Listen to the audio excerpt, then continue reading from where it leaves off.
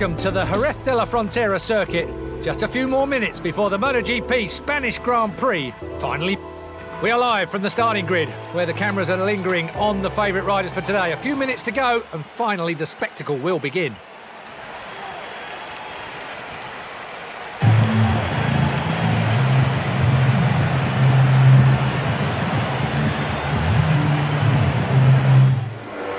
Just a few moments to go until the start of the Spanish Grand Prix.